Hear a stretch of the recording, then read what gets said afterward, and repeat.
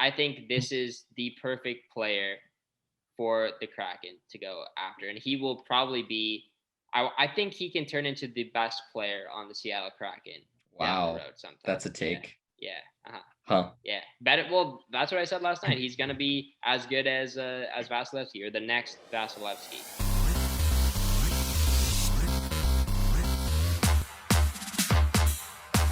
Let's get cracking. Here we go. Seattle Kraken. They are 1 day away from the expansion draft. So, who do I got on the podcast today? Mr. Farzan Dubosh. He's here. He's back.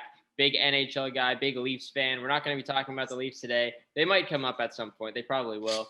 But we are going to be doing a Seattle Kraken expansion draft. We're going to be projecting what we think their team could look like if we were the GM of the Seattle Kraken, who we would select for their team.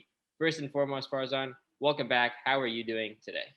I'm doing pretty good. As always, thank you for having me on. Yeah, hopefully not too much Leafs, because I don't know how much I want to think about the Leafs at any point in the next 4 months, but happy to talk hockey in general. So exactly, it's nice doing it for a different team, I think. For sure. And we're not really jumping on a bandwagon, because this team has yet to exist yet. It doesn't exist yet. So we're kind of in that window where we can, focus on one other team other than ours. But we both have Seattle Kraken t-shirts. Sure. You can't really see mine, but it's there.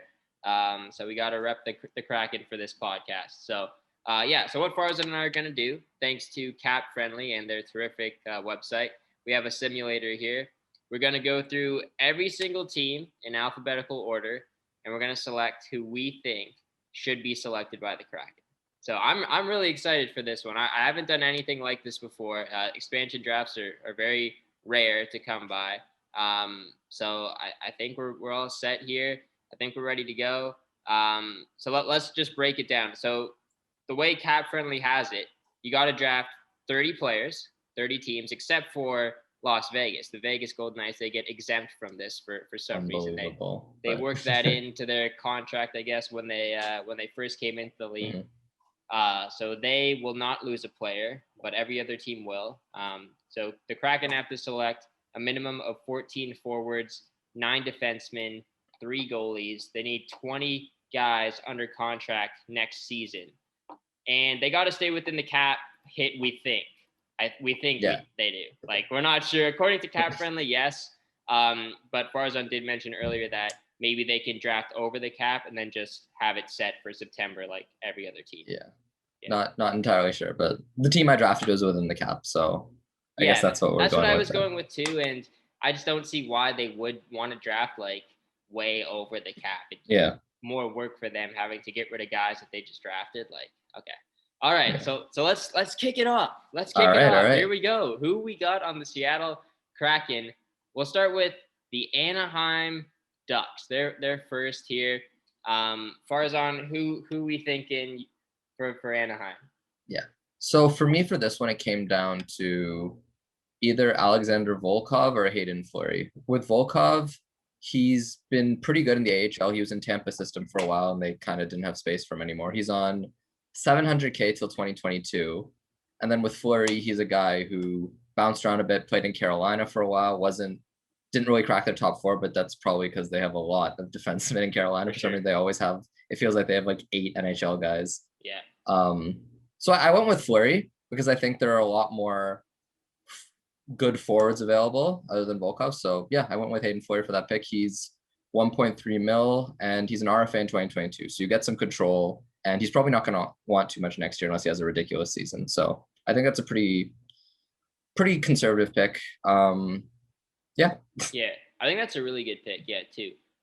His contract isn't that bad, and like you said, he's an RFA come 2022 anyway. So if they want to lose him, they get compensation back. If that's the case, they have more control over him. Like you said, he's also a very good young prospect.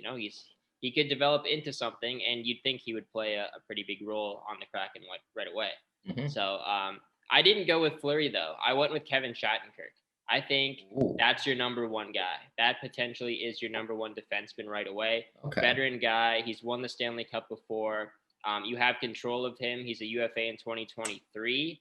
I think he's making a pretty good amount of money for the type of player he is as well. Only a 3.9 cap hit. I think that's your number one guy. Staple guy. right-handed defenseman. I was looking at their forward core. I didn't see any options that I liked really. Yeah. It was really between him, and I've seen a lot of people saying Fleury as well, and I could see that. I do believe they could go after him, but I think if they want to get a winner right away, kind of duplicating what Vegas did, then Shattenkirk is the big guy, and he's a big guy, but he's not making the money for a big guy. You know, like 3.9 is pretty good for him, I'd say. So I went with Shattenkirk. So okay, so Shattenkirk and Fleury, both very good players for the Kraken right away. Let's move on to the next one. Arizona, the Arizona Coyotes. They got some options, forward and defense. Who we thinking? Yeah, so for this one, I'll be honest, I didn't like a lot of the options they had. Yeah. It feels like a lot of their guys are going to be depth guys who might not crack the lineup on forward or D. And they have a lot of UFAs too, so I didn't really want to go that route because UFAs and a lot of RFAs. Oh yeah. I actually went with no, he's not an RFA this year, but next year. But Christian Fischer, he makes $1 million RFA 2022. Honestly, with Arizona, like there isn't really much to go off of. I figure he's just a depth piece. You can either flip him or you can keep him for your third or fourth line. He's not going to hurt you cap wise. Doesn't make a lot. If he has a good season, great. You still have control of him after the season. Didn't really like much here.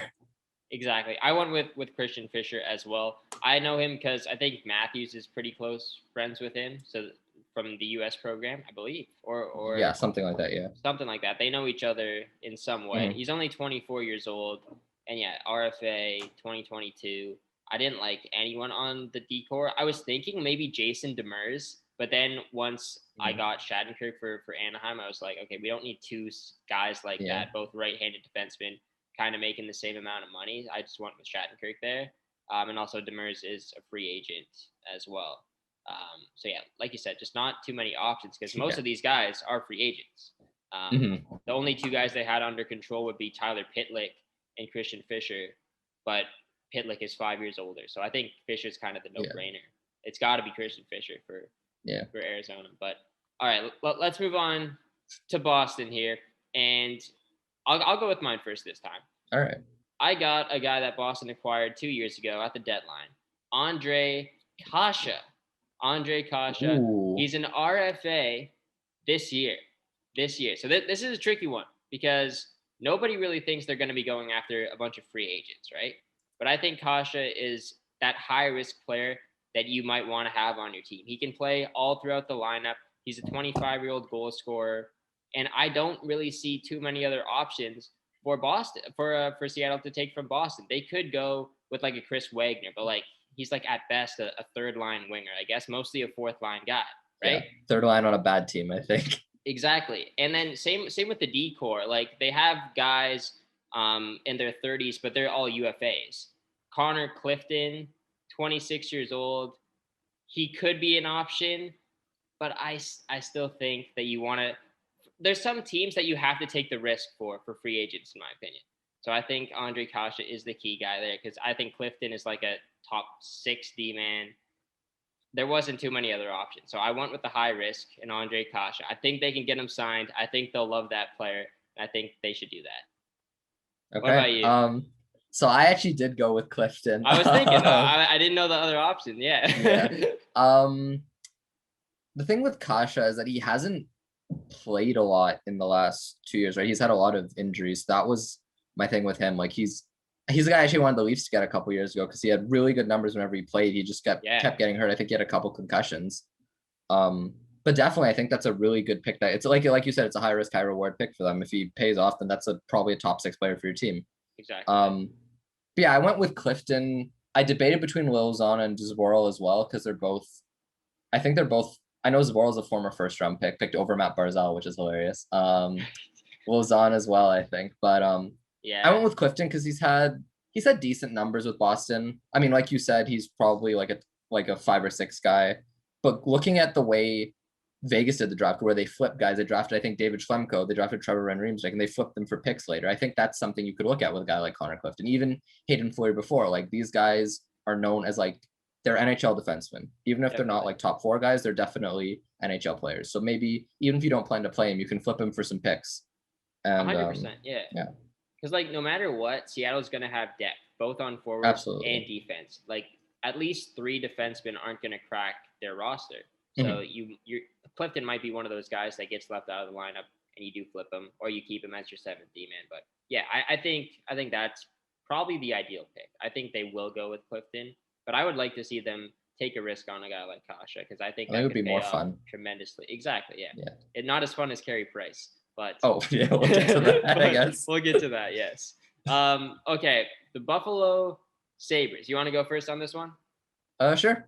So I kind of debated going with a fun thing and going with Jeff Skinner, but that $9 million cap hit is that's a bit. You can't fit that in the lineup, especially with some of the guys I picked later. So I went with William Borgen. So he actually played a few games with them this past year. I remember seeing he had really good analytic numbers. Then he got hurt and didn't play a lot after that. But I think that's a guy, like, again, like this guy, these are all younger defensemen. You have team control of them. They're RFAs.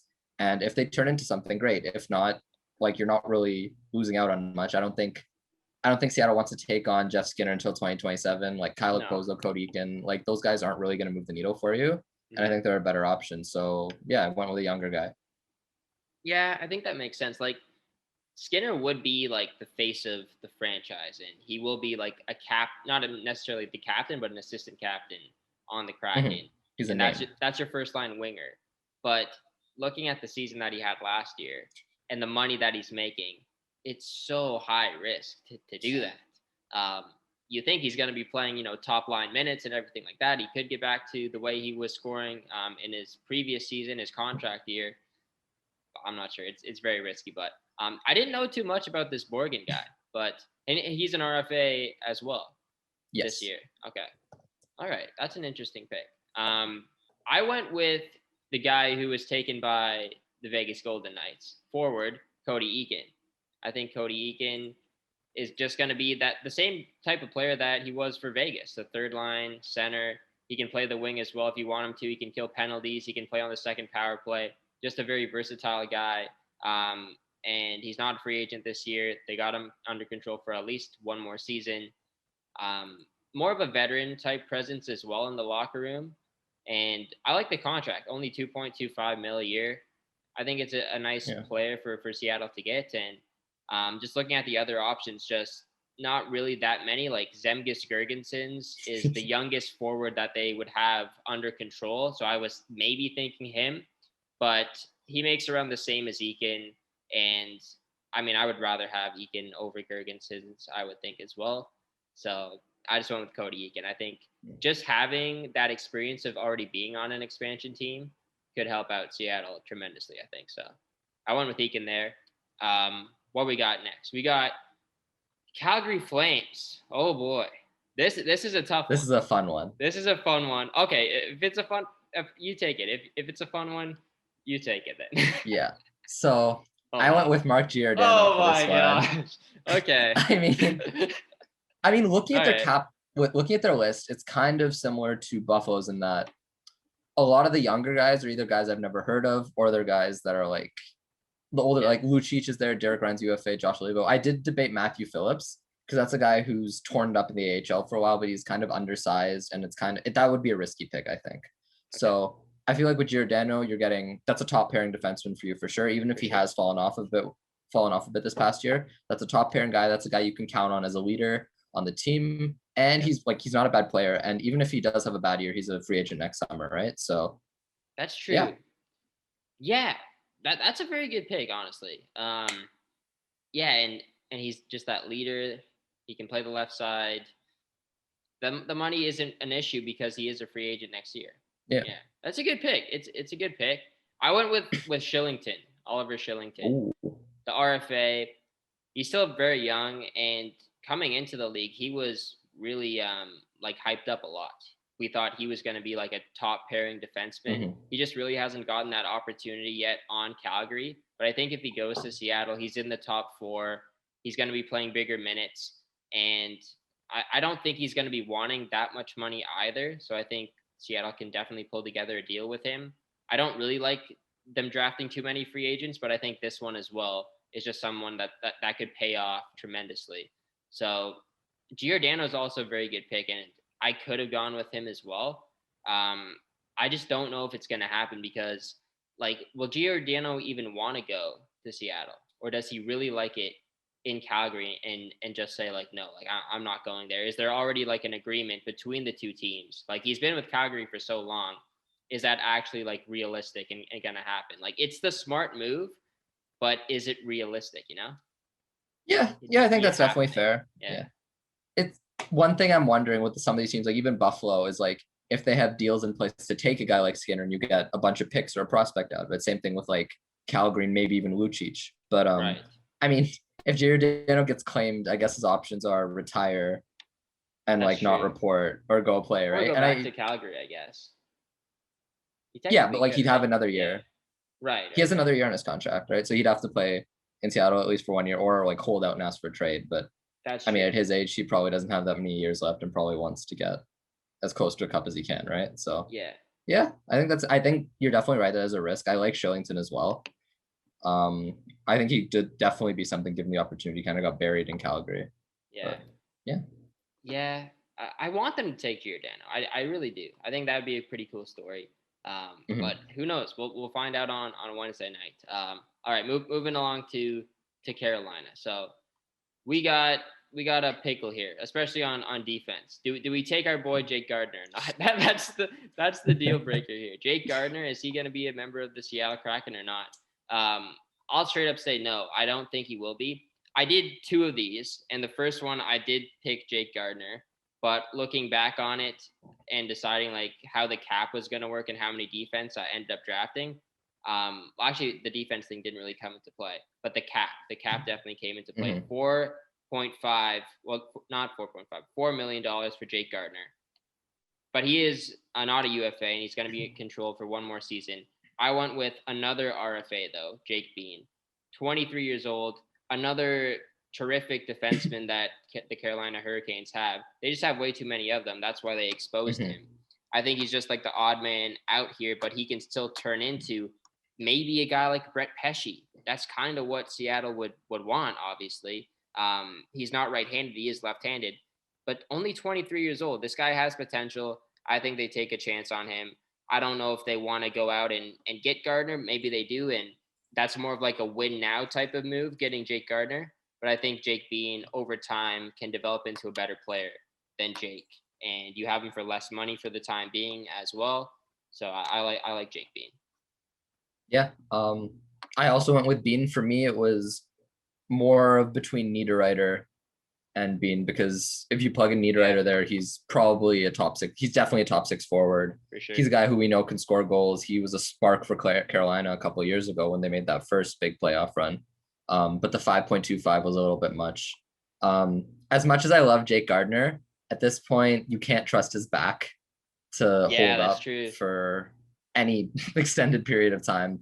Exactly. As much as that hurts me to say. But yeah, I went with Bean as well. He got some NHL time this year. He played 42 games. Okay, that's most of the season.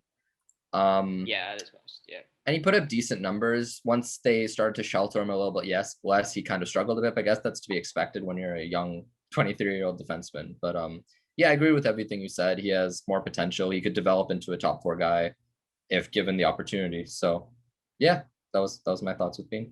Yeah, I like Niederreiter as well. The one thing with him was kind of the contract, though. I don't know if he's worth the amount of money that he makes. Yeah. But like you said, he would jump right into probably maybe the first line for the Kraken if they do select him. But yeah, I think maybe the safer move would be drafting the prospect, or not a prospect, but a guy who's a lot younger in Jake Bean. But all right, Chicago Blackhawks.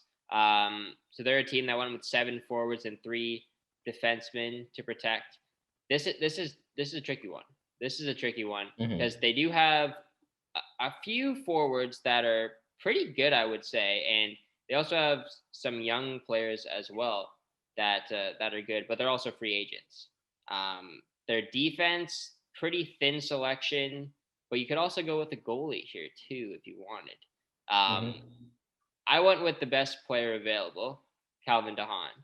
I think the pairing of a DeHaan and Shattenkirk is pretty darn good. And Haan making 4.5, Shattenkirk making 3.9 for a top pair. I think that's very good value for these two players. Haan was really sought out a few years ago, like at the deadline. I think a lot of teams wanted him because he was in Isles, right? New York Islanders for a bit, and then he went to and then was it Carolina? He signed with Carolina the same summer Tavares left the island as well. Exactly, yeah. He signed with Carolina, and now he's in Chicago, and they've exposed him. He's still in his 30s. Well, he's not in his 20s. He's 30. He's 30 years old. He's not that old. I think it's a good signing. What about you? Who'd you go? Yeah.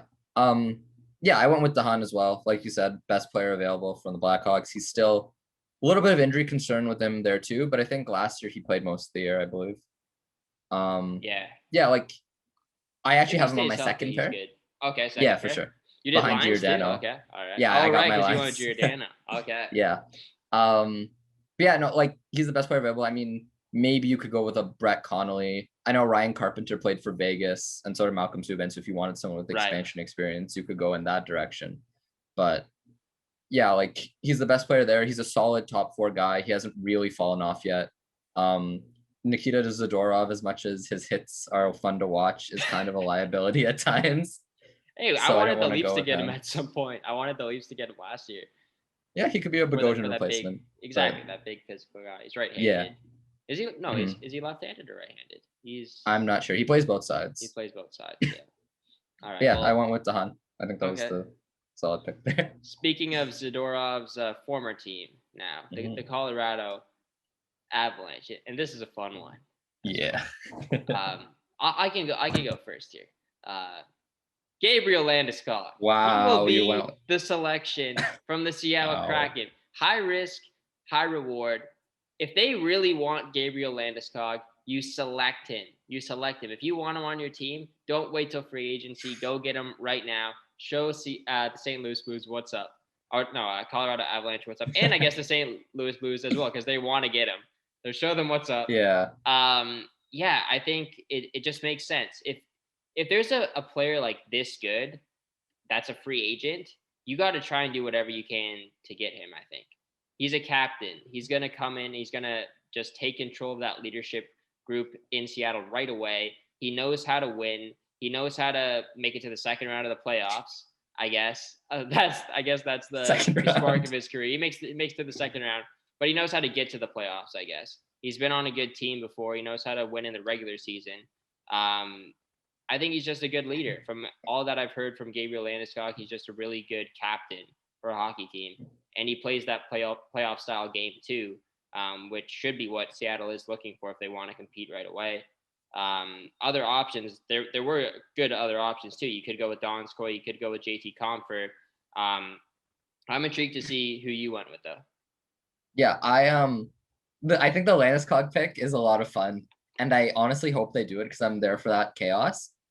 I went with Donskoy though because UFA, like, unless they had permission to talk to him beforehand and see, hey, if we pick you, is there any chance of you signing? Like, I don't see them doing that, especially on a team like Colorado where there is so much talent available. Like, it's hard to justify, right? Would you want to waste a pick on a guy who's a free agent? That's the thing. Mm-hmm. Yeah. Yeah, I went with Donskoy. I think that's another guy that can just like plug into your top 6, your top 9, can be a scorer. He scored a bunch. He had a 4-goal game this year. Yeah, I think, and he's under team control for another 2 years before he hits UFA. So yeah, that was my pick there. I'm interested to see if Colorado tries to sweeten it somehow, give them something to take Erik Johnson's contract, because that's $6 million for 2 years, and he's a guy who's been very injured over the last little while. So I'm curious to see if that happens, because I think that could be interesting as well. But I think if you're going for a player who's going to play right now, I think Donskoy is probably the better player than Compher. No matter what, there's going to be changes on Colorado this offseason. Absolutely. Like, they got to sign Grubauer's a free agent too. Grubauer's a free agent. And if they lose Erik Johnson, like, even if Seattle doesn't take him, maybe they try and trade him. They've already lost Ryan Graves as well, because they thought that they would lose him to Seattle. So there's going to be changes on this team. They're still going to be very good no matter what. But they're going to lose someone to Seattle, and they're going to lose someone via trade, it looks like, as well. I hope it's Landeskog, though. I really want to see Landeskog go there. I can see it. I can see him being the next captain of the Kraken. And like I said, it's tough to draft a guy who's a free agent, and especially like someone that caliber. But then again, if you want to get a superstar player like Gabriel Landeskog is, then I say you select him. You don't risk it going to free agency. You select him, and then you get a contract done right away. Maybe get an 8-year deal in. So I don't know. Let's hope it happens. I want to see it. I'd definitely be here for that. That would be a lot of fun. Let's go with the Columbus Blue Jackets now. Who did I select? I'm thinking here. Oh, yeah, I know who I selected now. All right. You go first. Who do you got? Yeah, so I went with Max Domi for this one. All right. I was kind of surprised Columbus left him exposed, because even though he had a bad season last year, I think if you look at a lot of the forwards that have gone through Columbus, a lot of that can be attributed to Tortorella. Yep. And since he's gone now, I would have thought they'd give him another year, especially since they gave up Josh Anderson, who's a guy it seemed like they valued a lot. But yeah, like other than that, I mean, you could go with Kevin Stenlund because it's a younger guy that's an RFA who you're gonna have control over, who played like he plays more of a depth role. But I think in Domi you have probably a second line. So I have him as the second line center on my team. Okay. And I didn't really see that many other options that were like, I mean, maybe Cliff Poo or Cole Sherwood, because those are guys that are depth. They could turn out. Yeah. They could be something about like they're 23, 24. So Domi's only 26 and he's leaving last year out. He's a pretty good offensive weapon. So yeah. I also went with Domi. I disagree with them not protecting him either, because that trade looks really bad now. The Anderson one, if you lose Max Domi to Seattle, like you're not getting anything back really. I really wish they kept him. It's a no-brainer, I think, this one for Seattle. Once again, like you need to fill out your top 6 with good players. Domi is a good player. And he's going to be a free agent in 2022 anyway. So if that doesn't pan out, you can just let him go, let him walk. If your team's not doing well and you want to flip him at the deadline to a contender, you can do that as well. And he'll definitely get you something in return, because he's making a decent amount of money, I would say, but good value. And for his age, I think that's pretty good. I could see a situation where he turns into like a William Karlsson that was for Vegas, just a complete breakout year for him. If he's playing first line or second line, like you said, I think that gives him a ton of ice time. He'll get first line power play most likely. So I think he can definitely explode on Seattle. So if Columbus gets burned again with another center like they did with Karlsson, that's rough. Yeah. Especially with all the talent they've lost in the last few years with Panarin and Duchesne, all those guys. Like, I know. I don't know how much longer they have left there. That management team has left there. I think it could happen for sure. Yeah. It should be interesting to see what happens there. But okay, let's move on to Dallas. We still got a ways to go here. We still got a long ways to go. All right, the Dallas Stars on the clock. I can't even remember who I selected for Dallas. You can go first again. All right. So this pick, looking at Dallas, there wasn't really much there in terms of like players that pop off the page like some of the other teams. Yeah. I went with Andre Sekera. I think that's a guy who you get and then flip immediately, because you know what he is. He's an older guy. He's still an NHL player, but he's not the player he once was when he was in like, I think it was Edmonton and Carolina before that. For sure. He only makes 1.5, so it'll be easy to find a team that wants him to play D. He can play both the left and the right, and he's a good like second power play option. So I think that's the guy you get and immediately flip him for picks. Okay. Could probably do the same thing with Como, but he makes a bit more. And I didn't really see much else there, in terms of like anything, to be honest. I mean, again, like if you get a pick and take Bishop, maybe, but other than that, there's not much there. Yeah, I don't think they would take Bishop there, but yeah, Sekera is a pretty good option. I was thinking between Sekera and even like a guy like Benjamin Gleason. He hasn't played a single NHL game yet, but he's had decent stats in the AHL in minimum games too. He's been dealing with some injuries throughout his career, but I do think Sekera will be the selection as well. I think he's just a safe bet. Only $1.5 million a year. And like you said, they could just easily flop him as well if they don't want to have him on the roster come October. So I think Sekera is kind of the guy there, bottom pairing guy if they want to have him on the team, and veteran presence as well on maybe it is a younger team, maybe they need a leader. But other than him, I think the only option could be Gleason, but he is also an RFA, and he's not like a high level prospect either, but he is the youngest guy available on that back end, so he does have the most upside to his game. But I would probably go with Sekera as well. All right. Mm-hmm. All right, the Detroit Red Wings, and they don't have many options. Oh boy, no.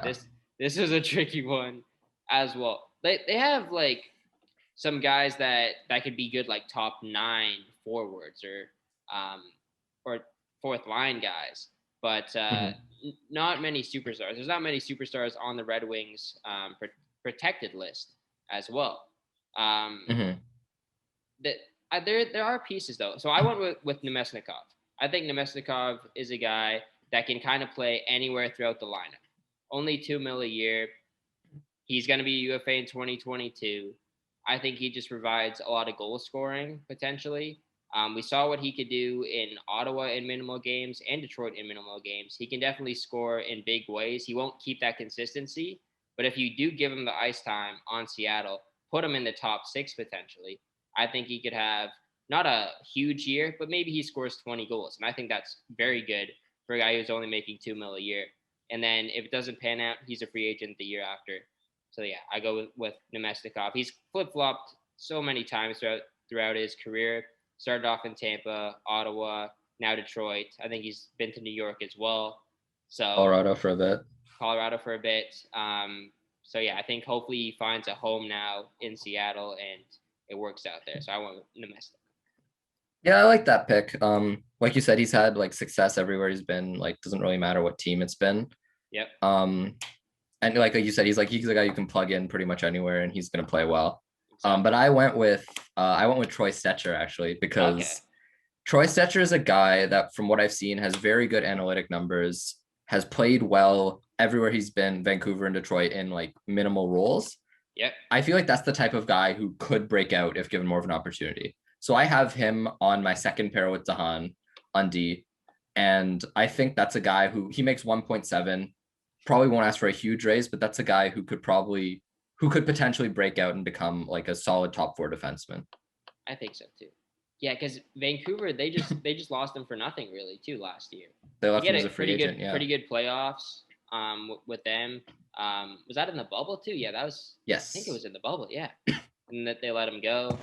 So I think that's going to be a very good pick for them, especially on a back end that could be lacking some star power. Maybe Stecher provides that in the top 4 even. So yeah, I do like that pick. I could see it going either way with him or Nemesnikov. Maybe they do lean towards Stecher because he's a lot younger as well. Yeah, I like that. I like that pick a lot. Okay, let's move on to the Edmonton Oilers. All right, who we got here? Who you got? Yeah, so this was an interesting one. I think Clefbaum is the risky pick because you don't know if he's going to play again. Yeah. Because of, is it his shoulders? I think it's either his shoulders or his knees. Because he didn't play at all last year. He didn't play at all. No, he had surgery and he was out all year. So I think that's a risky pick. Maybe Edmonton pays you to take him and you put him on LTIR and you get the cap space anyways. That's true. I mean, based on the Duncan Keith deal, we know Ken Holland probably isn't gonna have the best trading record. So maybe you pull something with that. Still can't believe that trade, by the way. But I went with a guy who's a little bit younger, Tyler Benson. Okay. Who has good AHL stats, and from what I heard and saw and read, it seemed like he was gonna be a guy who could maybe make the Edmonton roster this year if he makes it through. So I think that's a guy. If even if he's not right for the NHL, that's a guy you put in on your minor league team, kind of start building up that pipeline. If he develops into an NHLer, great. If not, it's just like another prospect. You're not really losing too much unless you want to take. I mean, like, there's not much else there. I mean, Jujhar Khaira maybe, because that's a guy who could play on your 4th line immediately. Yeah. But yeah, I don't see that. You're right. There wasn't too many options. Like, they're not taking James Neal, and that would be a pretty cool story. Like being drafted by both both teams, exactly, the Golden Knights and Seattle. Maybe he gets a shot at scoring both their opening goals as well. That'd be pretty cool. It could happen, but Neil has really just dialed off. Like, he hasn't been a very good player on Edmonton the last few years. I like the Tyler Benson pick. I went with Kyle Turris. I think he's another guy that can just play up and down the lineup. He's not making much money, like 1.6. He's only 31 years old. I like Turris. He's a leader. He's been a leader on Ottawa. Good guy on Nashville. Didn't have a tremendous year on Edmonton, but I think maybe he can provide something to Seattle that they lack. So Tyler Benson is good if they want to go with that like younger route. But if they want to go for more of that like win now type mentality, I think Turris kind of fits in, the third line center role pretty well. Maybe fourth line center if they have a lot of depth there. So I think it was probably just between Turris and Benson. I don't think there's any way they go with Klefbom. Like, it's too risky of a contract too, I would say. Like, he's in control for 2 more years as well. So that's going to be a tough one to bury if it doesn't work out. I would go with Turris. Let's go to Florida. All right. Florida, I think it's pretty set who you're gonna get. Is it confirmed that he's already signed an extension, or it's in the I don't think they're allowed to confirm it because there's like a no movement thing right now until after the expansion draft. But it seems like they're gonna take Drieger. Actually, before I heard that news, I had them taking Nudavara because he's another guy you can plug in on defense. You have another year of control. But it seems like they're really set on Drieger. And I don't know why they would claim him as opposed to just signing him in free agency because he's not getting 8 years. But I mean, if that's what they're doing, I guess that's what true. it is. Yeah, you're right. Yeah, he's definitely not getting 8 years. So I could. Sorry, I was going to say. There's probably just because there's not like that many options. Yeah, I could see a world where they take 2 guys, where they take a guy like Nudavara or Lucas Wallmark, and then sign Drieger afterwards. They could do that. You're right. They could. There's nothing stopping them at all. But it seems like they have some kind of handshake deal with Florida where they've got where Florida's trading them the like negotiation rights, or they've at least given them permission to talk to the agent because it seems like they're pretty close to getting. I think it was a 3-year deal at around $3 million per, which isn't bad. Right. He could turn out to be the next Scott Darling. Yeah. Like in Carolina, but I mean at that cap hit, it's not too big of a risk, and I think you can probably offload that pretty easily. What is it? 3 years? That's the rumored term. It's 3 years, around $3 million. Yeah. 3 years around $3 million per. Yeah, exactly. I don't know. Chris Drieger as the starting goalie for the Seattle Kraken moving forward. It's not the best, but there's not like that many good goalie options. We will get to one later, but Very Price. Is he the starter that's gonna lead them to the playoffs in year 1? I don't know. Like, he had some bright spots in Florida for sure, but I'm not sure. I guess Florida's leaning towards Bobrovsky and Spencer Knight now. That's kind of the tandem that they're going with. Yeah. So. Doesn't seem like they have a choice with Bobrovsky because even if they expose that contract, I don't think it was getting taken. No one's gonna take him. Yeah. All right. Yeah, I think Drieger's kind of set in stone there. I had them selecting him anyways. The only option that I saw was Frank Vetrano. Just another guy. I think the trend with me is just guys that can play like throughout the lineup. And Vetrano is that guy who can play on the first line if you want him to, but he can also play on the third line, maybe on the fourth line as well. And he's got a great shot as well. But I think Drieger definitely will help in the goalie room there. So the LA Kings. The LA Kings, not many options on forward, I would say. Not really. Not even on defense too much as well. I went with Olli Mata, and he's a Pittsburgh guy. I liked him a lot on the Penguins. I was upset when he got traded. I think this guy fits into the top 4. He's only making 3.3. He's got another year left on the deal. Only 26 years old as well. I just didn't really see too many other picks that could be selected other than Jonathan Quick. No, I'm kidding. They wouldn't get Jonathan Quick. But yeah, I think contract. I think Mata's just been all over the place as well in his career, and he hasn't found a good team that gives him consistent minutes.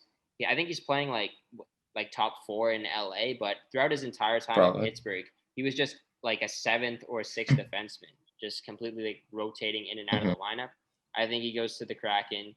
He fits in the top 4. Maybe he's their 3rd defenseman. I think he is my 3rd defenseman that I have for Seattle. So I think that's the pick there. What about you? Okay. I went with you went with a Pittsburgh guy. I went with a former Leaf guy. I went with Carl Grundstrom. Oh, Carl Grundstrom. Okay. Because that's a guy who hasn't really managed to stick in the NHL yet. No. Yep. But he's a guy who you can probably put on your 4th line, who's not going to be. I don't think he'll be a liability there. He's either on your 4th line. He has winning experience in the AHL. He played on that Calder Cup winning team the Marlies had. But like, I don't know. With Mata, I think it's a good pick as well. But I had other defensemen that I guess I just like better than Mata. You've probably seen him play more than I have. Yeah. Because you watch more Penguins games. But I like Grundstrom because that's like, again, it's like building more of like a pipeline of younger guys. So even if he doesn't like pan out right away, he might be a guy who a couple years down the road is like a 3rd or 4th line guy. And if they want to build a successful, like consistently winning team instead of trying to like win right away, I think that's part of the way to do it. It's going to be really interesting to see what approach they take. Like, because they could go with the full on, like, okay, win now, win in the next 2 to 3 years type of team, or you build through the system more so and get a lot of prospects. Like you said with Tyler Benson, that's why you went with him. I think you got to find a mix, right? You need the young guys, but you also need the big guys as well. I think the next team is going to say a lot about what we're building here. What could potentially be being built in Seattle with the Minnesota Wild. I don't know if you picked the same guy that I picked. I'm not sure what you did here. If it was based on your tweet last night, I did. But yeah, I went with him, of course, then. All right. Yeah, Kaapo Kahkonen. I had him on my fantasy team last year. I have to bring it up. And he went on like a great 10 to 15 game stretch for me. Yeah, I tweeted out last night, I think he's the next Andrei Vasilevskiy. They're basically the same size. Kahkonen is 1 year younger than Vasilevskiy. I just think he's that dominant goalie that can definitely turn into an elite starter in this league. And if you're looking on Minnesota's roster, not that many younger players. And then you see Kahkonen, only 24. And he's an RFA come 2022 as well. So you have him in. I think this is the perfect player for the Kraken to go after. And he will probably be, I think he can turn into the best player on the Seattle Kraken. Wow. Down the road sometime. That's a take. Yeah. Uh-huh. Huh. Yeah. Well, that's what I said last night. He's going to be as good as Vasilevskiy, or the next Vasilevskiy. So they will love Kaapo Kahkonen in Seattle. Yes. All right. Yeah, I went with the same pick. I flip-flopped between, I think, Bjugstad a couple times because that's a guy more in line with your team where you can play him up and down the lineup, play him anywhere, and he doesn't make very much. But yeah, I don't know if I'd say he'd be the next Vasilevskiy, but I really like Kahkonen. He had, like you said, he had a couple really good months. I think Talbot was hurt or he just wasn't playing well, but he carried that team for a little bit. Yeah, okay. So yeah, Kahkonen carried that team for a couple months, and like you said, he had flashes. So if he can get a bit more consistent, I think that's definitely a really good get for them. And he's still on his rookie deal, I think. So not much risk there. You can bury that if you need to. He can be your AHL starter if it really goes badly. But exactly, yeah, I didn't see really much else there. The one concern that I do have now with Kahkonen being selected is that they already have Drieger now looking like he will be the starter. So is Kahkonen going to fall back into the backup spot? Probably. But at the same time, I don't believe that much in Drieger to keep the starting role. So I hope he kind of falls off and my prediction kind of comes true and Kahkonen becomes the starter and just takes it from there. But I guess it is tough to compare him to Vasilevskiy because he's already had so much success in this league at his age, and Kahkonen's only a year younger than him. So what are you saying? They're basically the same age. Kahkonen's done nothing. Vasilevskiy's won 2 cups. But I think give him 2 years and he's Vezina caliber, I would say. All right, putting that in my calendar as a reminder for 2 years from now. Exactly. Well, watch him just go to the KHL. Oh God. All right. The winners of the Eastern Conference, I guess you could say, or the North Division. They got the Western Conference trophy. Oh yeah, right. They got the Western Conference trophy for the first time in history. The Montreal Canadiens. This could be a very fun one. This could look really bad on Montreal. This could be heartbreaking for a lot of Montreal fans if it goes the way that it might go, because we got a pickle in net with Carey Price, and they left him unprotected. We know about the contract. We know about the injury concerns. We know about the age, but we also know about what he can do in the playoffs and how he can single-handedly win you 3 series and get you to the Stanley Cup final if he's on his game. There's a lot of attributes that go along here with this Carey Price pick. What are we thinking? What do you think it's realistic? Do you think that they actually could go after Carey Price? Based on what I was reading today, it seems like that they have the green light from ownership to do it. So it seems like ownership wants the big name guy who grew up close in BC. He played his junior in Tri-State, I'm pretty sure. So that's very close to Seattle. Yeah. So from that point of view, I think it works from an optic side, but from a hockey side, I bet against Carey Price last year, and it's come back to murder me ever since. Yes, right. Every time I say something bad about him, he just turns into the best goalie in the world again. Yeah, you said that before the bubble playoffs, I'm pretty sure. And then he went to win like a round against Pittsburgh. Went farther than the Leafs. Yeah. Twice. Yes. Yeah. But $10.5 million for 5, like, it's so risky. Yeah, like the thing with Vegas is that they were smart in that they didn't take any huge deals. Yeah. And the one they did take, like Fleury, like they expired within a couple of years, and that allowed them to do things like trade for Mark Stone and extend him for 8 years, sign Alex Pietrangelo, trade for Max Pacioretty, sign Jonathan Marchessault when he's a free agent. Exactly. Like the big deals that they like acquired in the draft were what, like James Neal, who had 1 year left, David Perron, who had 1 year left, Fleury, who I think had 1 or 2 years. Like that doesn't. Price is going to fall off at some point before the end of that contract. And I don't know. So.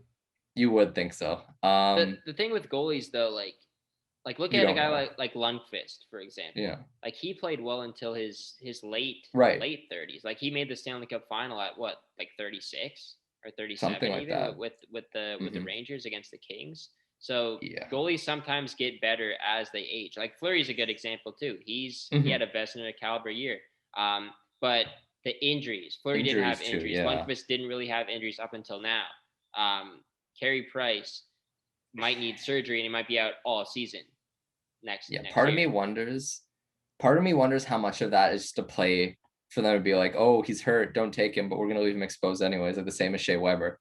Part of me wonders how much of that is going on here, because I could see Bergevin pulling something like that, which would be very smart. Like it's doing what you're allowed to do, right? Yeah. Part of me wonders how much of that's going on, but I would not take Carey Price. No. I actually took Cale Fleury, reuniting the Fleury brothers. I thought that would be kind of fun. That's pretty cool. Yeah. Yeah. He's only 22. He's an RFA. He's a guy who's played some NHL games in the last couple of years and seems like he could be something.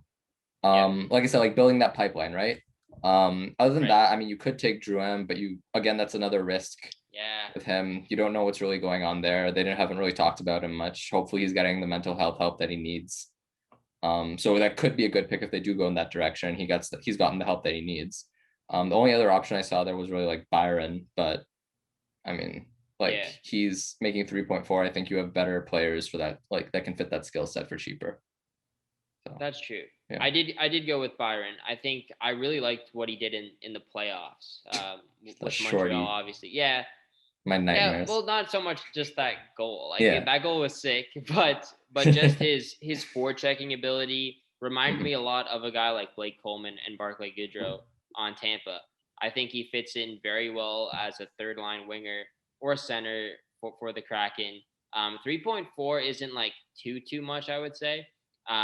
It's not like he's signed to a long-term contract. He's a free agent in 2023. So I think that's like safe for him. He's not that old. He's only 32. He's made it to the Stanley Cup final last year. He might have some experience. He might want to get back there.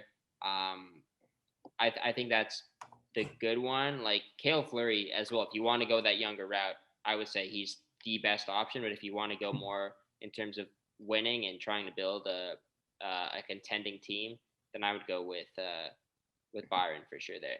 Carey Price, especially because I think Kahkonen. I want Kahkonen to be the starter, and like you already have Drieger.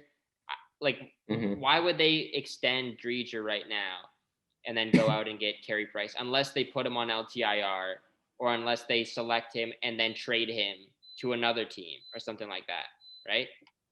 That's the only thing. But yeah, I don't think Carey Price will be there. I think that's a fantasy. I really want it to happen because it'd be a lot of fun, but also it helps out Montreal a great deal in terms of freeing that salary off their books. But that would be so heartbreaking too, I think. For it would. Montreal fans. Like, but for the team itself, it would help them a lot, especially if Weber is going to go on LTIR as well. Like that's almost $20 million freed up that you can use. Yeah, that's crazy. Yeah, maybe. All right. Where are we? Like halfway through, I would say now. We're moving something like that. Into the ends. We got the Nashville Predators. They got some big guys exposed. Matthew Shane, Ryan Johansson. Seattle could get themselves a second line center right off the bat. They could go with actually no, they couldn't go with Pecorino. He's exposed, but he's retired, so that's retiring. Happen. They could go with a prospect as well. They got some decent options there. I went with Calle Jarnkrok, just another guy who can play throughout the lineup. I'm saying this every single time. $2 million a year. He's a free agent come 2022, only 29 years old.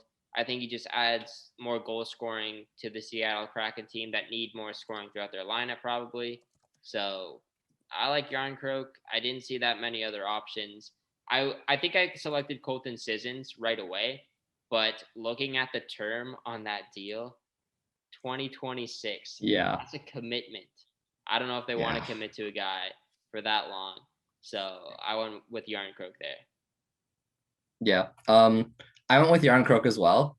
I think Nashville's probably hoping they can take Duchesne or Johansson. Yep. Because it seems like they're trying to tear down a little bit. They traded Ellis a couple of days ago. They traded Arvidsson a couple weeks ago before that. But like neither of those players broke 10 goals this year. Like I couldn't believe that when I saw it. Like that's ridiculous for two guys.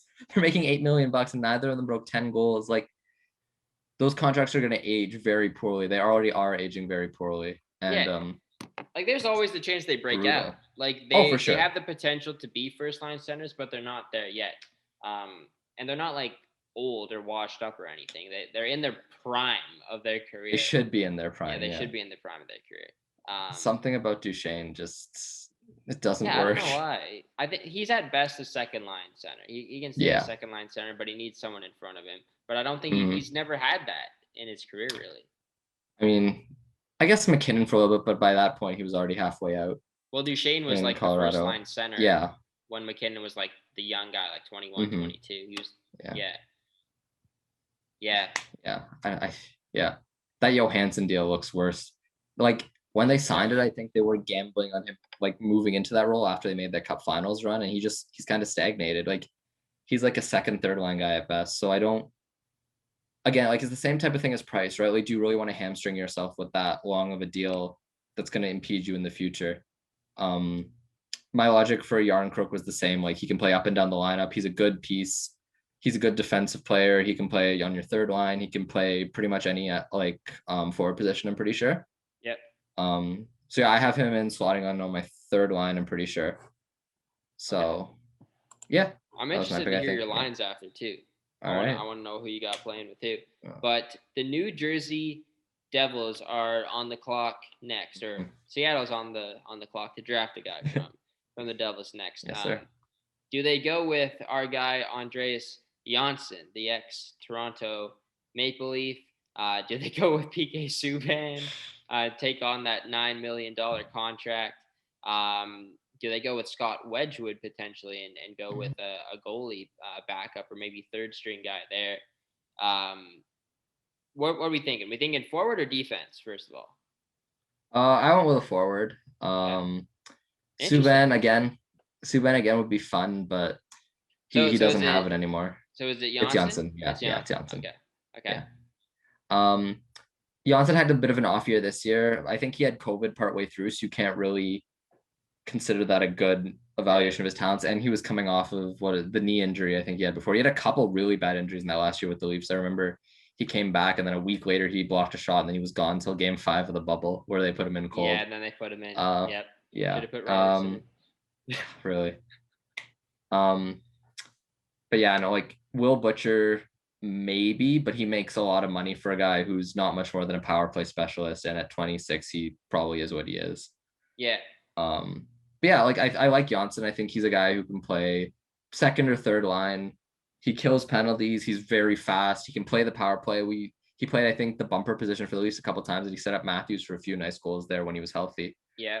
So I like him I really like him as a player. Another guy from that Calder Cup Marlies team with Grunstrom. So maybe they have a little bit of chemistry there. They played on the same line there with who's that? Miro Altonen, but he's back in the KHL, so that doesn't fit. Yeah, I could definitely see Janssen being a player that Seattle takes. That kind of it just seems like a guy like Janssen would end up on an expansion team, you know, like someone that's not good enough to crack your core, but he's like mediocre enough to go on to an expansion team. You know, he's like in the mix between bad and great. You know, I wish him nothing but the best. He's a really good story with like having asthma and everything and getting drafted in the 7th round. But that's true. Yeah. I did go with Will Butcher. I did not go with Janssen. Just the way my team was looking, I thought that I needed a more solid defensive core, and I think that just fills out the top 4 that I have with Shattenkirk, with Oli Mata, Butcher, and was it Jake Bean? I think I had. So I think that's a pretty good top 4 right there. Like you said, Butcher is that power play specialist, so I think he fits in perfectly on the first line power play. We saw what he could do in his rookie year. He hasn't lived up to that afterwards, but maybe some of that had to do with Subban getting to New Jersey and taking more of his ice time. I think if Butcher gets more ice time on Seattle, he might be able to get back to that caliber. He's only 26. He's definitely not panned out. So I think it could work out. I'm not too concerned with the contract either. Under $4 million is just about right. He's a UFA come 2022, so he's not signed to a long-term deal. I went with Butcher, but Jansson's also a very, very good pick. Okay. Yeah. The Islanders. The New York Islanders. And they have some good prospects too, like Kiefer Bellows. He's a nice guy that they could go after. US guy. Jordan Eberle is the big name, no question. They left him unprotected. They chose to protect Matt Martin there. And Cal Clutterbuck. and Clutterbuck, the 2 guys on the identity line. Even though they might lose a piece of that line, Casey Cizikas to free agency. Josh Bailey, the longtime Islanders, also exposed. Leo Komarov, who we know very well, but that's probably not going to happen. Probably not. Who we thinking with the Isles? Yeah, so looking at their like goalie and D, there's not really much there. I mean, unless you want Andy Green, but I don't know why you would at this point. How old is he, 40 now or 40? 38 now. 38, okay. But yeah, no, I went with Eberle. Okay. For my team, like I feel like I've been talking a lot about like building the pipeline and stuff, but I feel like looking at their division, they could legitimately be the second best team in the division this year because it's Vegas, then the Western Canadian teams, and then the California teams. Yeah. So a bunch of teams you don't really think of as contenders at this point, and Vegas. So yeah, I went with Eberle. I think like as we've seen like in the playoffs, he's a proven like clutch scorer. He's a guy who's going to get you goals no matter who you put him with. And I think that's the type of guy the Kraken need, a guy who can just score goals and play in your top 6. Yeah, I like the pick. And so this is what happened with the Islanders. So if I didn't pick Landeskog, I would have picked Eberle because of the money. But since I picked Landeskog and he's going to make like probably over $8 million, it just didn't work with the cap with this team. So Eberle was off the board for me, making $5.5 million. Do I think he's worth that money? I'm not too sure either. I don't know if he's worth 5.5. I could see him maybe like 4.5 mil. Like he's not that consistent in the regular season enough for me. And he's 31. He is signed till 2024, so there is control. But I went with, I guess, the more safer pick, and I went with Richard Panik. He's another guy, can play up and down the lineup. We saw what he can do in Toronto when he was like one of the big names, and I think he did have a good stretch, like in that year that they were really bad, like with he was Pierre pretty good and everyone like that. When he didn't really have anyone else around him, he was okay. But I could see him fitting into like the third line for them, maybe second line power play. I just didn't see that many other options really. It's kind of between Eberle and Panik really, because the rest are free agents. Other than maybe Josh Bailey. Yeah, you could go with Josh Bailey as well. But then again, he's making similar money to Eberle. But Eberle was on my team, but then I decided, you know what, I'm going to go with Landeskog. So, fair. All right, Richard Panik is the selection there for me. The New York Rangers. Is Barclay Goodrow exposed? I guess he is. Yes, and it seems that contract. Yeah. 3.6 for the next 6 years? Yeah, that's not what I would have paid for Barclay Goodrow. I wasn't expecting him to get that much, but he's a good player. He's a very good player. Yeah, for sure. I went with Colin Blackwell, a guy who broke out a lot last season. I think, did he start his career off on Nashville? I'd like to say. Yeah. Blackwell. And then, he had a pretty good year with the Rangers. He's one of only 2 Rangers forwards that are in control next year. So I think it just made sense. The other options, like Anthony Bitetto on defense, but I just don't think so. He's like an 8th defenseman. Like, they want someone with more potential, and I think Blackwell is kind of that perfect guy for them. So, not really much more explanation. You could go with Julien Gauthier too, but he hasn't really panned out yet. He's a good prospect, but maybe Seattle selects him and he turns into something. But I think Blackwell, even though he's 28, I could still see some growth on him if he gets more ice time. I actually went with Gauthier. Okay. Like you said, it was between Gauthier and Blackwell were my 2 big ones. It would be funny if they Seattle takes Goodrow just to spite New York, but I don't see that happening because that contract's a bit much. But I went with Gauthier because he is a bit younger. He does have, I think he has a little bit more upside. He's a big body. He's a guy who has some speed as well. When he played, it seemed like he was pretty good. The Rangers traded Brett Howden. Those 2 guys were kind of like in competition for roster spots, I'm pretty sure. So that seems to me that like they want to keep Gauthier and they're hoping he can sneak through. The bit of a red flag I had with Blackwell was his like career shooting percentage in the past 2 years. Like with Nashville in 2020, it was 9.7, and then it doubled last year to 18.8. And there are very few guys in the NHL who can shoot 18.8% consistently. So I think he's a serviceable NHLer, but I don't think he's like 22, like a half a point a game player, like a 40-point player. I think he's a guy who you could definitely put on your 4th line and he'd find success there. But I think I like Gauthier because of the more upside, and he's younger. So has he played much in the NHL yet, Gauthier? I don't know if he has. Gauthier, I can check.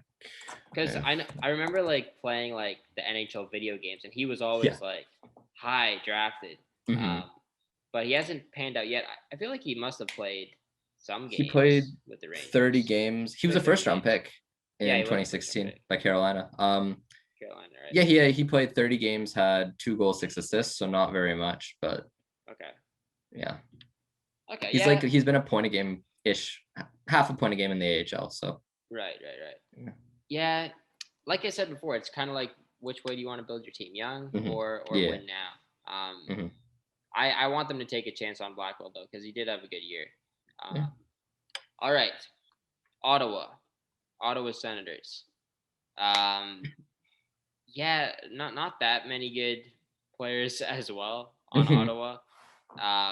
They have a lot of goalies that are available. Did you go with the goalie first of all? Originally, I did before the Drieger news. Was it Murray or Decord? It was Decord. That Murray contract scares me. Yeah. That's the thing with a lot of these guys in Ottawa. Like Stepan's a free agent, but like Dadonov, like even Tierney, like those guys make a lot of money, and they're not really. I don't think they're worth those deals. For Ottawa, it's fine because for Ottawa's like cap situation, it's fine because they're not going to hit the ceiling yet. For Melnyk, I'm sure he'd want to offload one or two of those deals. Okay. But oh my God, the Jays are down 8-0 in the first. Sorry. Yeah, I'm seeing this now. Yeah. Brutal. PK Hernandez. Yeah.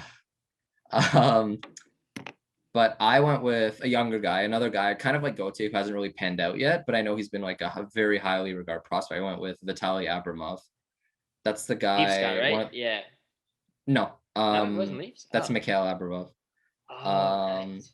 Vitaly Abramov, he was in the Duchesne trade, I think. Duchesne or the Dzingel trade, one of the ones where he went from Columbus to Ottawa. Right. He was a guy that a lot of teams kind of shied away with because he was a bit smaller and they weren't sure if he would stay in the KHL or not. But he played a few NHL games. I think there's still some upside there. He's a very shifty, creative player. The biggest concern is the size, but that's less of a concern now in the modern game. So I went with him. I didn't feel like taking on any of the bigger contracts. I think Decord or even Hogberg could have been decent picks, but with the amount of goalies that are available, I think there are better options, especially if you add Drieger to that. Yeah, at first I had Decord as like my third string guy. Mm-hmm. I was thinking Abramov as well, but it was a struggle picking defensemen in just this draft in general. I think like finding 9 good quality defensemen, at least for on my end. So I had to fill it out with Joshua Brown, and I don't know that much about him. He's a right-handed guy. I think he's only played like 27 or 26 NHL games in his career. And he didn't play well. He's only gotten like 1 point. And he's 27 too. He's not like a prospect. He's aged. He's kind of like that Justin Hall type, only making 1.2 a year. He's a free agent come 2022. I just didn't see many options on Ottawa. That's the thing. Like forward core, I guess Abramov is the good option there, but like not Dadonov. That contract is way too much. Not Tierney. Mm-hmm. That contract is way too much. Ottawa's just overpaying their guys, I guess, to stay within the cap and get over the minimum. But yeah, like this kind of like just a filler pick. Joshua Brown. Mm-hmm. He'll be like the 9th defenseman. Probably, on Seattle, I'd say. Yeah. All right. Cyrus Kenga, you ready for this one? Yeah. Philadelphia Flyers. This is fun. I had fun with this one. Okay. Jacob Voracek, James Van Riemsdyk are the big names on forward. Shane Gostisbehere, Justin Braun, I guess you could throw him in the category, the big names on defense. It's looking like it'll be one of Voracek or JVR potentially if they want to take on the contract. Did you take one of them? Yes, I went with JVR. You went with JVR. Okay, cool. I went with JVR as well. Yep. Yeah, a bit cheaper, a bit less term. Yes, exactly. I still think if you park him in front of the net in the power play and just let him do his thing, he's gonna bag you at least 20, maybe 30. Yeah. That strikes me as a guy like similar to what Vegas did with like James Neal and David Perron, where the guys who were like it looked like they were falling off a little bit. They're guys with a little bit less foot speed, but you give them a little bit of a chip on their shoulder and like they know how to score goals. Right. James Van Riemsdyk is the next James Neal. Yeah, could be. So he'll go to Edmonton and be making too much money and not show up to play. I mean, probably that's all Edmonton is outside of McDavid and Draisaitl. But I debated Gostisbehere, but like I was looking more into his numbers and stuff. It's just not great. Like he's all off. He's Tyson Barrie basically, and it seems like he'd fallen out of favor in Philly a little bit. So I don't know if you want to take on the 4.5. I think you can find other guys who can play your power play for less and probably are less of a liability on the defensive side. So yeah, I think JVR, he's been to the Cup finals, he's played on some good teams, and he seems like an all-around good guy. So I think that's the type of guy you want to build that good character. And he was a Leaf. Yes, I'm a little bit biased, obviously, but I still think I like JVR. Like Voracek, like who's the better player, Voracek or Van Riemsdyk? I would probably take Voracek. But then if you look at the money, and Voracek is making 1.25 mil more a year than JVR for another year more as well. I think the term was key. Like they're both very close. Like they could go either way here. Like, do you want that like legit goal scorer who's got an insane shot in Jacob Voracek, or do you want a guy who has still a pretty good shot in JVR, but more of that power play specialist, park him in front of the net type? A slower guy, Voracek's faster than JVR as well. I think it did come down to the expiry date on the contract for me, though, and just getting out of there quickly with the JVR deal as well. Once 2023 comes, if you want him, he'll take a much cheaper contract, you'd think. Then Voracek is still having 8.2 mil for that other year. And the age difference, like there isn't really much of an age difference there, so you can't look at the ages. So yeah, I just went with JVR. I think that's the smarter bet. Gostisbehere, I think, just makes too much money, and he's probably like the third pairing defenseman at this point, and maybe a power play specialist if he is that anymore. Yeah, you need a superstar if you don't go with Landeskog, and I guess JVR is the superstar on the Kraken. One of my superstars. I got more coming. Oh boy! All right, I'm excited. Okay.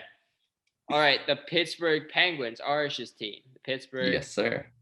Penguins. We were kind of talking about this a little bit yesterday, who we would select. I went with the guy that you recommended yesterday, Aston Reese. I think he's the good option there. I was also considering Sam Lafferty as well, because I really like Lafferty as a player. He is super, super fast, and he's got an insane shot as well.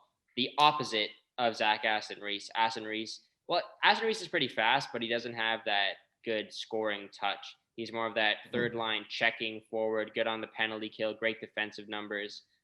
So it's between offense and defense. But the thing with Aston Reese as well, though, he's an RFA this season, so they're going to have to sign him. But I don't think it's going to be like that much. Probably like 2.5 mil, I would say, for like short-term deal. So yeah, did you went with Aston Reese? Yes, I went with Aston Reese. Like for a lot of the same reasons you said. Like he's a very good defensive forward. Like the analytics support it. Some people actually even said he could have gotten Selke votes. Wow. Which I found very interesting. Yeah, like when he's on the ice, very little happens for the other team offensively. So okay, I think that's the type of guy you want on your team. Like you said, he's probably going to be pretty cheap. He's an RFA, so you can control him for a few years. He's probably not going to want more than, like you said, like 2, maybe 2.5, right? Yeah, probably. Like, yeah. So I like that. Zucker, I think, is making too much. Like that's Eberle money for a player who's probably fallen off a bit more.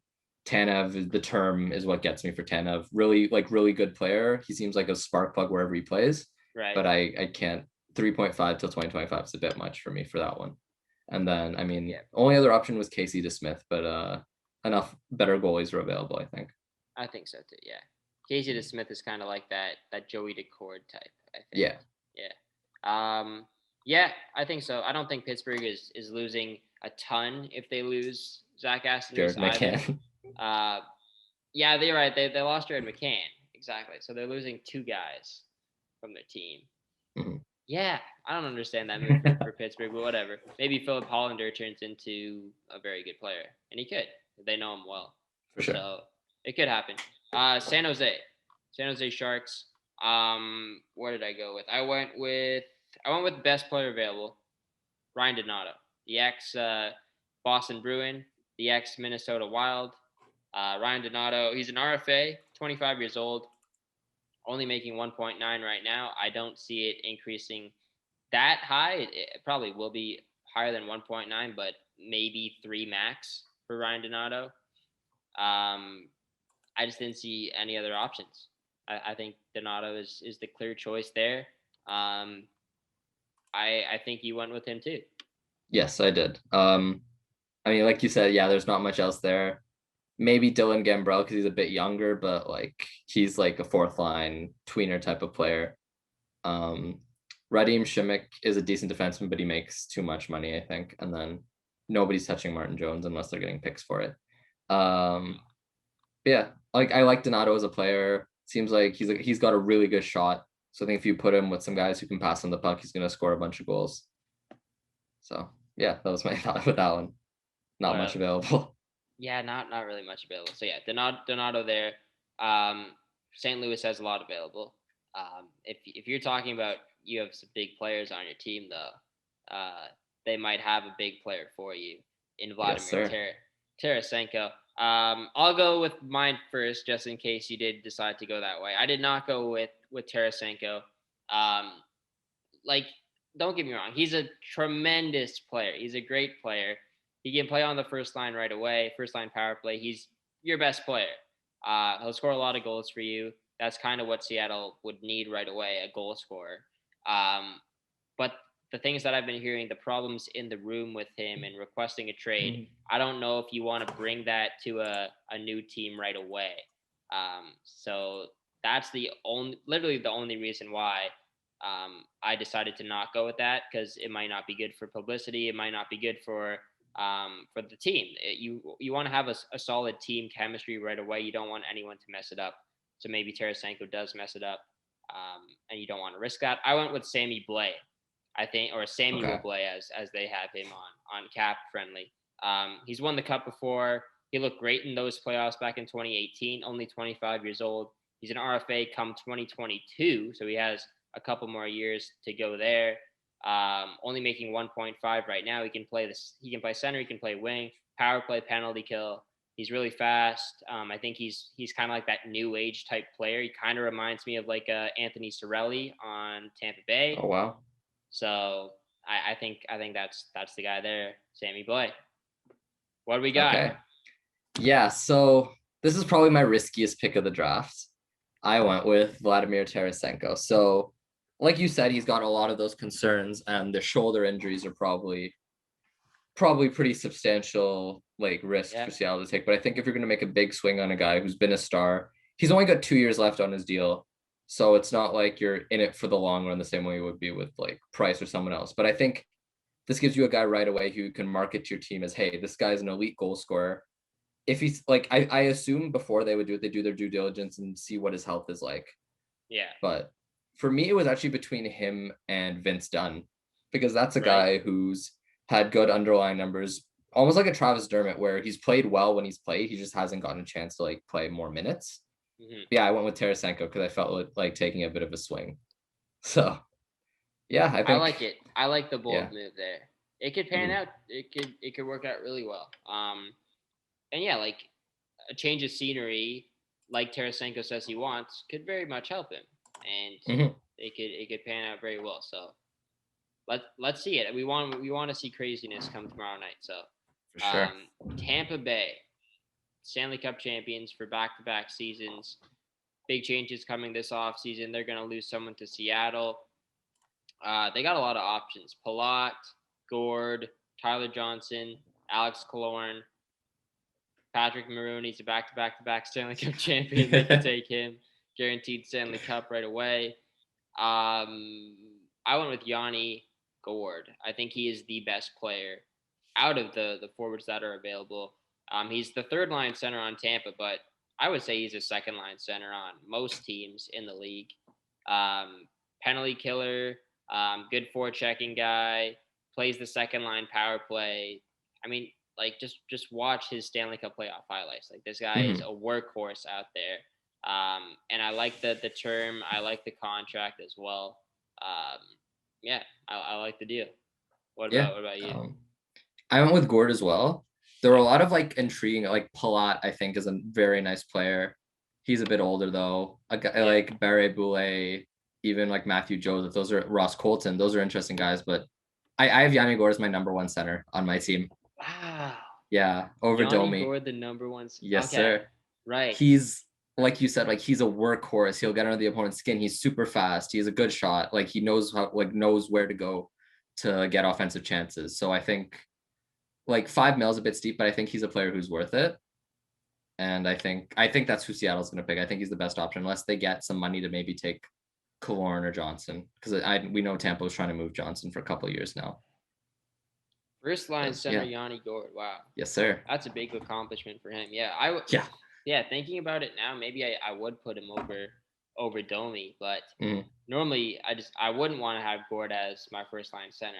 I would like him in second line, and then you find someone else. But to start, if Seattle doesn't go after a big line centerman, there's not really, or if they don't go after like Duchesne or Johansson, I guess, then Gord is the clear guy for and he's much cheaper than those guys. Yeah, exactly. Okay, I like that. I like that pick. And Gord's gonna get a ton of ice time there. He's gonna love it. Okay. Yeah. Here we go. Our hometown team. Oh yeah. I knew we were gonna talk about them at some point. We had to because they're in this. So they traded for Jared McCann. They traded Hollander and a 7th for McCann from Pittsburgh. But he's left exposed. Seattle can take him. So they could lose him for nothing, even though it's not nothing. You're basically losing Hollander and a 7th, and you're keeping Kerfoot if they do decide to take McCann. What we thinking? Like, what is Kyle Dubas really thinking that Seattle will do here? It's kind of between Kerfoot, McCann, kinda, and Dermott. Yeah. The thing I keep coming back to, he just must really like Justin Hall, because I mean, I understand it. For the first time in like 10 years, the Leafs have had like a functional decor or like a functional top 4, and Justin Hall has been a big part of that. Yeah. And they must think that he's good outside of Muzzin, which his numbers don't fully support. So I guess that's the logic there. I think they're hoping Seattle takes Kerfoot, and they might have a deal for that because Kerfoot makes a bit more money, and McCann can play third line center if he needs to. He can play like left wing with Matthews or Marner or Tavares. Oh yeah, he can play anywhere up and down the lineup. Yeah, he's got a great shot too, and he's a very good player. Yeah, fast. Yeah. I have Seattle taking Kerfoot because I think there's a deal in place. It doesn't make sense to me that they would trade for a guy and then expose him anyways. I guess their logic there was, like it really means that we lost Hollander in a 7th, which is better than losing a player. But I don't know, man. You could have protected both. But I have Kerfoot as my pick there. Yeah, you could have protected both, exactly, and then you lose Hall. Or Dermott. Yeah, exactly. Use Hall or Dermott. I want them to lose Dermott. Take Dermott, please. Take Dermott. I don't like Travis Dermott. Sorry, Dermott fans. I don't like it. But yeah, if they take McCann, like technically they do lose him for only Hollander and a 7th. Like it's not really McCann that you're losing. But I really love Jared McCann. Mm-hmm. I liked him on Pittsburgh. I even liked him on Vancouver when he was there. I think he had tremendous potential. Like I said, great shot. I think he was gonna average he's gonna put up like 76 points in an 82 game season last year. That he's not gonna keep that pace up, but if he's a 20 to 25 goal scorer on the third line, or like you said, they put him on the first line with Matthews and Marner, I think he'll score more goals than Zach Hyman did on that line. I agree. Yeah. So that's another shooting threat, which is the biggest problem I think with that line in the playoffs this year. Yeah, especially on the right side. Mm-hmm. Okay, so Kerfoot. Yeah, I'll go with Kerfoot there as well. Okay, we're coming close to the end here. Only three more teams to go. 3 teams left. All right, Vancouver Canucks. Who we think? Oh yeah. All right, I got my guy. Everybody should know him from the World Juniors because this is where I know him from. Jake Virtanen, Team Canada's very own. I was debating between like just going for like that depth guy and getting like a Jay Beagle, like that 4th line center, like that's your guy, like win now. But then looking at Jake Virtanen, 24 years old, isn't like that young. I think he can go into your lineup right now and be that 3rd line winger and help win you hockey games. I don't think he's a prospect anymore. I think he's a bona fide NHL 3rd line winger with an above average shot. He's kind of like a power forward. He can be more physical when he wants to as well. He's an RFA come 2022. Other options, there weren't really that many other options, especially on defense. There really was nothing. I guess the biggest other option would have been in net in Braden Holtby, which was the rumored starting goaltender, but it doesn't look like that anymore. Unless you went with him. Did you go with Holtby? I did not. Okay. Yeah, I'll be honest. I stayed away of Virtanen mostly because of some of the off-ice stuff that's kind of come out about him recently. That seems like I think Seattle should stay away from it. I think if a lot of it's true, which it seems like it is, he'll be out of the league. Oh, really? Yeah, there were some very bad allegations that we yeah, don't probably have time to get into, but look it up. There's a lot of rough stuff about Virtanen that make him seem like a pretty bad human being. Okay. I went with Cole Lind because that's a lot younger guy. That's a prospect. Right. That's a guy that seemed like Vancouver was prepared to graduate pretty soon to the NHL if he doesn't get picked. Like you said, like the only other option is really Holtby, but with all the other goalies available and guys who make less, I felt like Colin, that's another guy who can put in your prospect pool. He doesn't have to, there's no pressure for him to play in the NHL right away. He can develop, come up with some of those younger guys, and I think he could turn into a useful NHL piece. Okay. I don't know much about him, but yeah, 22 years old might look pretty promising there. Yeah, I guess I could see that. Yeah, not that many other options. I don't know any of these prospects really on defense at least. But yeah, there's not. Yeah. Maybe Holtby is still a possibility. Like you could have a sick tandem and Holtby and Drieger. But yeah, sure. I'll trust what you say there on Cole Lind. So okay. Just quick reference on Cole Lind: 44 points in 61 AHL games in 2020, and then 8-8 this year. And he played 7 games with the Canucks actually. So. All right, that's pretty good. That's pretty good stats for a 22-year-old. Okay. The Capitals, Washington Capitals. 2 more teams left to go here. A decent amount of goalies left unprotected. Alexander Ovechkin is a possibility that they could take. That would be fun. That would be really fun. No one's talking about that, but it's kind of like a Landeskog situation.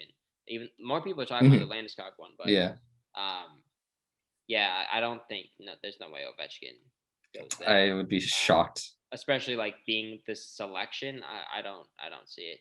I wasn't too sure who to go with here. Like Hagelin, I was thinking, but I don't know if he's worth that money at this point in his career because he's really teetered off.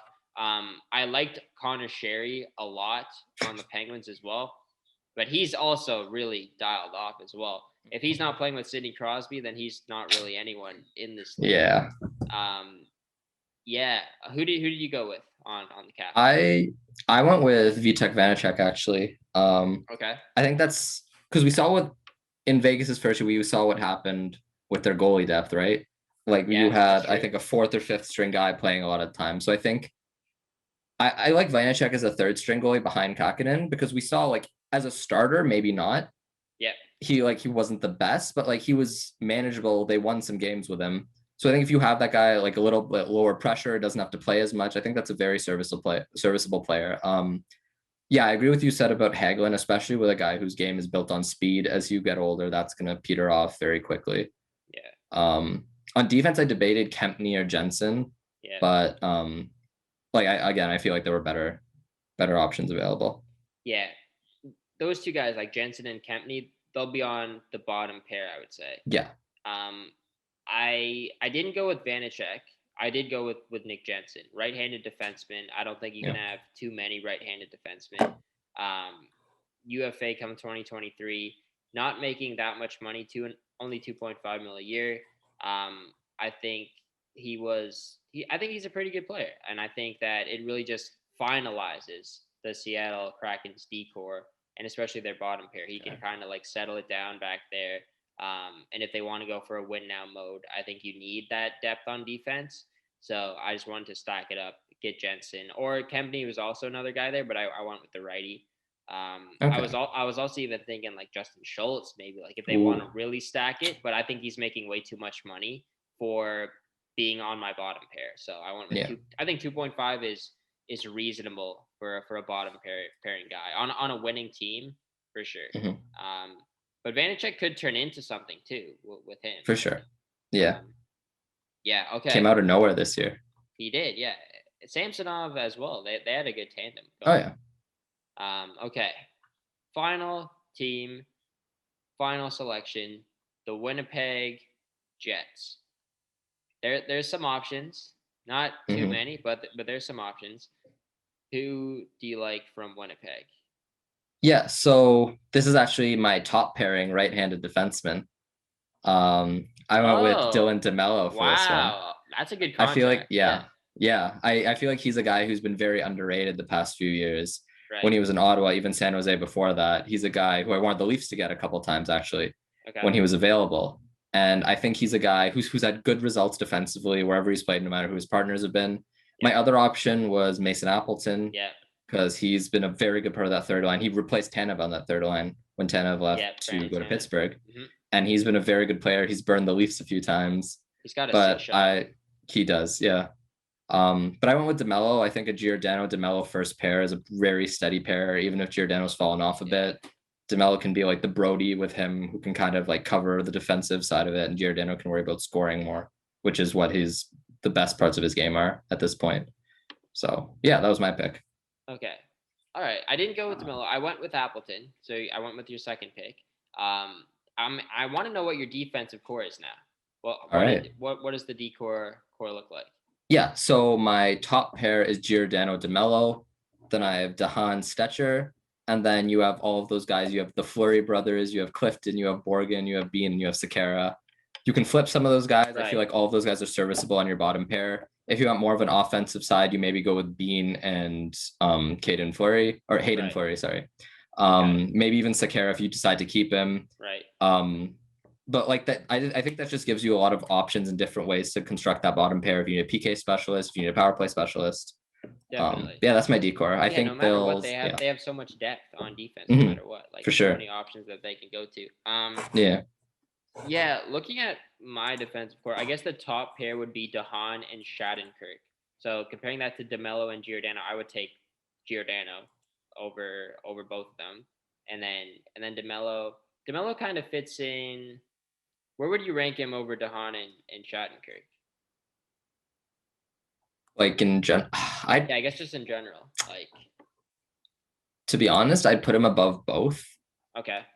Shattenkirk is a lot more of that like offensive side. He is a little bit more of a defensive liability, and as he gets older and his foot speed decreases, that's probably only going to get worse. Okay. Haan, the biggest concern with him is injuries. I think he's still a serviceable player, I think.